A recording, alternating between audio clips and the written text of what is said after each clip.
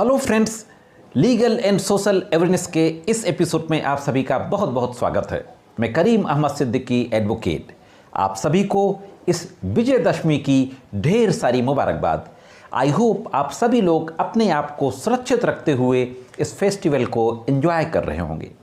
दोस्तों, एक legal problem जिसके बारे में अक्सर सवाल पूछा जाता है और जिसको डिस्कस किया जाता है, लीगल प्रॉब्लम यह है कि जिस तरीके से हस्बैंड और वाइफ के बीच में जब मैट्रिमोनियल डिस्प्यूट हो जाता है और मामला पुलिस और कोर्ट तक पहुंच जाता है, तो अगर 498A की FIR दर्ज हो जाती है तो FIR के बाद ड्यूरिंग द इन्वेस्टिगेशन आईओ को यह पावर होता है कि अगर ससुराल के किसी भी सदस्य को झूठा शामिल किया गया है तो विवेचना के दौरान उसका नाम निकाल दे।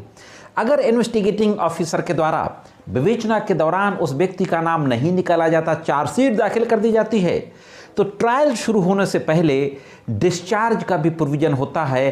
कोर्ट को अगर लगता है कि केस डायरी में किसी भी तरीके का प्राइमा फेसाई एविडेंस नहीं है तो न्यायालय के द्वारा भी उस व्यक्ति को डिस्चार्ज किया जा सकता है। क्या ठीक इसी तरीके से डोमेस्टिक वायलेंस के केस में भी कोई डिस्चार्ज का प्रोविजन होता है? क्या अगर डोमेस्टिक वायलेंस की कंप्लेंट में मजिस्ट्रेट के न्यायालय के द्वारा हस्बैंड और उसके परिवार के लोगों को, उसके रिश्तेदारों को नोटिस जारी कर दिया गया है, तो क्या नोटिस जारी करने के बाद किसी सदस्य के विरुद्ध कार्रवाई को समाप्त किया जा सकता है? आज के इस एपिसोड में इसी के संबंध में बातचीत करने जा रहा हूं। इस एपिसोड में देखेंगे कि क्या डोमेस्टिक वायलेंस में कोई ऐसा प्रोविजन है कि नोटिस जारी करने के बाद भी कार्रवाई को ड्रॉप किया जा सकता है, और दो महत्वपूर्ण रिसेंट फैसलों के बारे में भी बातचीत करेंगे।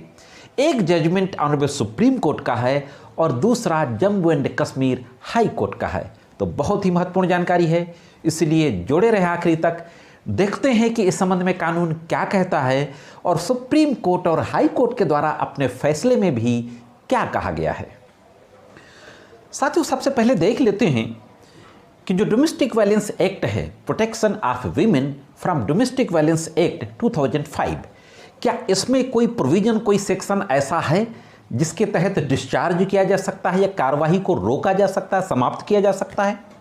साथियों, क्योंकि इसका जो विचारण होता है वो किसी आपराधिक मुकदमे की तरह नहीं होता। हाँ दोस्तों, डोमेस्टिक वायलेंस के जो केसेस कोर्ट में फाइल होते हैं सेक्शन 12 के तहत, उनका विचारण क्रिमिनल केसेस की तरह नहीं होता। कोर्ट में हाजिर होकर के बेल नहीं करानी पड़ती।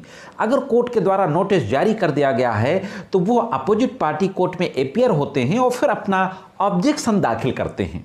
तो चूंकि आपराधिक मुकदमे की तरह इसका विचारण नहीं होता, इसलिए डिस्चार्ज का भी कोई प्रोविजन नहीं है, डिस्चार्ज करने की भी कोई व्यवस्था नहीं है। लेकिन दोस्तों, डीवी एक्ट का ही सेक्शन 25 है। सेक्शन 25 में कहा गया है कि मजिस्ट्रेट अपने किसी भी ऑर्डर को अमेंड कर सकता है, बदल सकता है और रिवोक भी कर सकता है। तो जाहिर है कि इसका मतलब यही है कि अगर मजिस्ट्रेट की न्यायालय के द्वारा डोमेस्टिक वायलेंस की कंप्लेंट फाइल होने के बाद अगर अपोजिट पार्टीज को नोटिस जारी किया गया है तो इस नोटिस जारी करने के ऑर्डर को समाप्त भी किया जा सकता है, रिवोक भी किया जा सकता है। तो दोस्तों, यह तो थी डोमेस्टिक वायलेंस के प्रोविजन की बात। अब देखते हैं कि इस संबंध में सुप्रीम कोर्ट और हाई कोर्ट के द्वारा क्या कहा गया। साथियों, पहले बात कर लेते हैं ऑनरेबल सुप्रीम कोर्ट के केस की। यह ऑनरेबल सुप्रीम कोर्ट का जो केस है, इसमें फैसला 13 अप्रैल 2022 को हुआ था। केस का जो नाम है Kamakshi versus Lakshmi Narayan.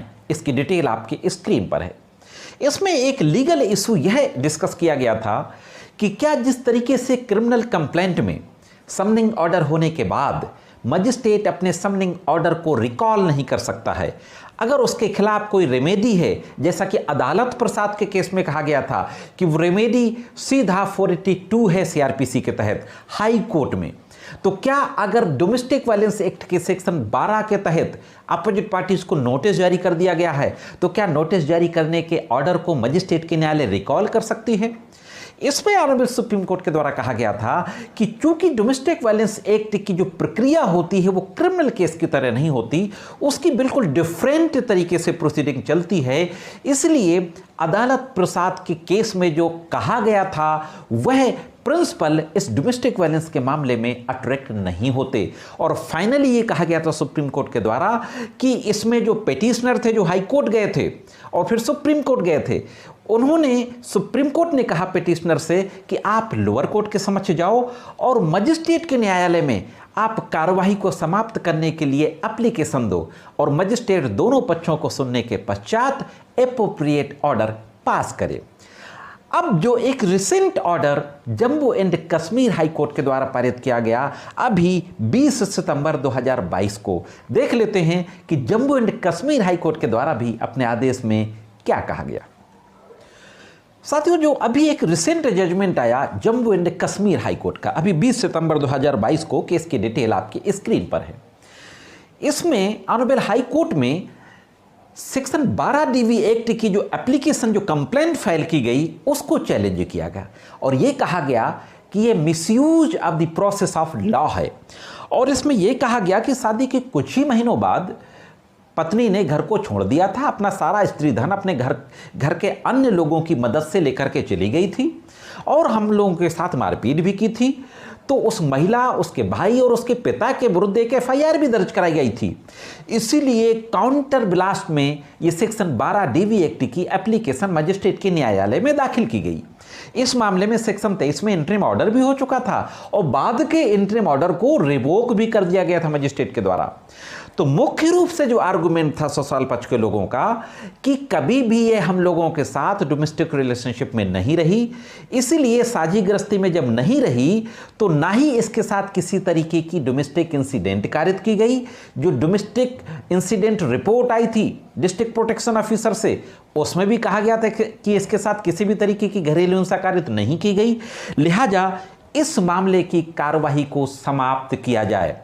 Honourable high court के द्वारा सुप्रीम कोर्ट के इस जजमेंट का भी उल्लेख किया जाता है जो मैंने अभी इससे पहले बताया, और यह कहा जाता है कि मजिस्ट्रेट को पूरी तरीके से यह पावर है कि अगर उसने किसी के विरुद्ध नोटिस जारी की है, वो लोग कोर्ट में आते हैं और अपनी बात कहते हैं, तो उनकी प्रतिक्रिया जानने के बाद मजिस्ट्रेट जिनके विरुद्ध नोटिस जारी की थी उनके विरुद्ध भी कार्यवाही को ड्रॉप कर सकता है, प्रोसीडिंग को ड्रॉप कर सकता है, समाप्त कर सकता है। दोस्तों, finally Jammu and Kashmir high court के द्वारा कहा गया कि आप जाओ मजिस्ट्रेट के न्यायालय में, आप एप्लीकेशन दो, मजिस्ट्रेट दोनों पार्टियों को सुनने के बाद एप्रोप्रिएट ऑर्डर पास करे।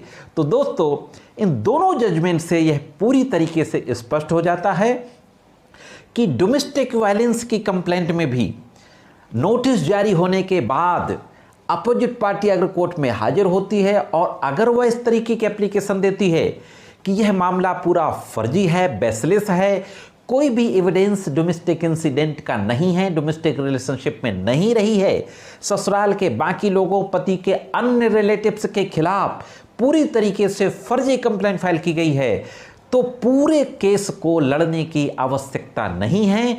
उसी स्तर पर, वहीं पर कार्यवाही को समाप्त करने का पावर उस मजिस्ट्रेट को प्राप्त है। इन दोनों जजमेंट ने भी इसकी पुष्टि कर दी। तो दोस्तों, मैं समझता हूं कि वो तमाम लोग जिनके विरुद्ध डोमेस्टिक वायलेंस के मुकदमे चल रहे हैं और जिन मुकदमों में परिवार के पूरे लोगों को एंगेज कर दिया गया है, जिनका कोई संबंध भी नहीं था उस केस से, उन लोगों को इस जजमेंट से बहुत राहत मिलेगी। साथियों, ये जानकारी कैसी लगी कमेंट्स करके ज़रूर बताएं।